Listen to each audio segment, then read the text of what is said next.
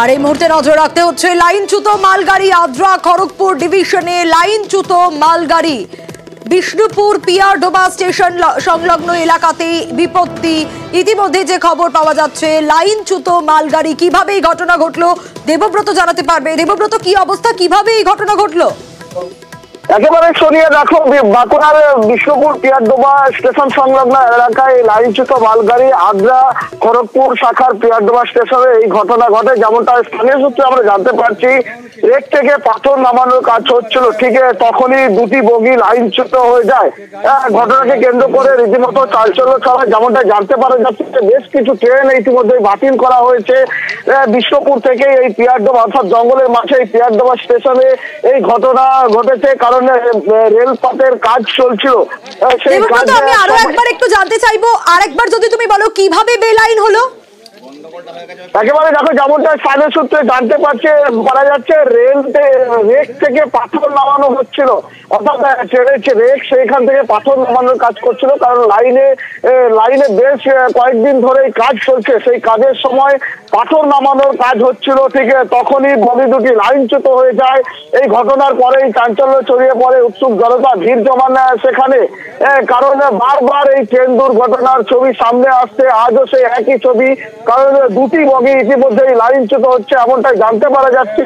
দুটি বগি লাইনচ্যুত হয়ে যাওয়ার পরেই কিন্তু একেবারে তৎপর রেল দপ্তর বেশ কিছু ট্রেন ইতিমধ্যেই বাতিল করা হয়েছে।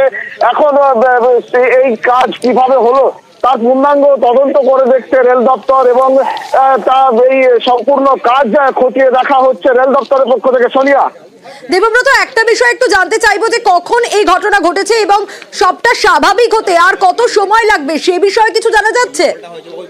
একেবারে দেখো, বিকেল নাগাদ এই ঘটনা ঘটেছে যেমনটা জানতে পারা যাচ্ছে। তবে অতি যুদ্ধকালীন তৎপরতার সাথে রেল দপ্তর এই কাজ শুরু করেছে। তবে কতক্ষণের মধ্যে কাজ স্বাভাবিক হবে তা এখনো জানা যায়নি।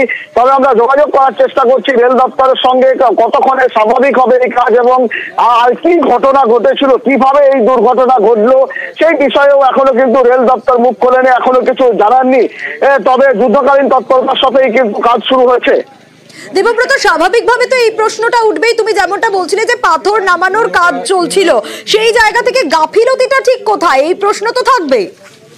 একেবারেই দেখো, কারণ দীর্ঘদিন ধরে এই লাইনে কাজ চলছে। কারণ বিষ্ণুপুর পিয়ারডোবা সংলগ্ন যে রেল লাইন রয়েছে আদ্রা ডিভিশনের, এই রেল লাইনে দীর্ঘদিন ধরে কাজ চলছে। ঠিক তখনই রেক থেকে যখন পাথর নামানোর কাজ চলছিল, ঠিক তারপরে এই দুর্ঘটনার সম্মুখীন হয় ওই পাথর বোঝাই ওই মালগাড়ি, যার জন্য হয়। তবে কিভাবে একটু ক্লিয়ার করতে চাইবো দর্শকদের জন্য, অনেকের মনে এই প্রশ্নটা আসতে পারে যে পাথর নামানোর কাজ হচ্ছিল, অর্থাৎ সেই সময় কি মালগাড়ি দাঁড়িয়ে ছিল না মুভিং ছিল?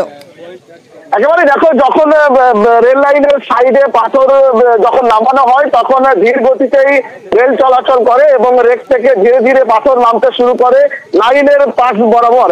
ঠিক আছে, সেইভাবেই যে মালগাড়ি সেই মালগাড়ি চলতে শুরু করেছিল। তারপরেই এই দুর্ঘটনা ঘটে। কারণ রেল লাইনের পাশে সাইডে যে পাথর যখন দেওয়া হয় তখন রেল অর্থাৎ যে মালগাড়ি সেই মালগাড়ি চলতে থাকে। কারণ এক জায়গায় অনেক পাথর পড়লে সমস্যা হবে, যে কারণেই এই যে এই মালগাড়িতে ধীর গতিতেই যাচ্ছিল, তারপরেই কিন্তু এই লাইনচ্যুত। এবং এখন অবশ্যই কাজ চলছে, পরবর্তীতে আবারও আপডেট নেব তোমার কাছ থেকে। বেশ।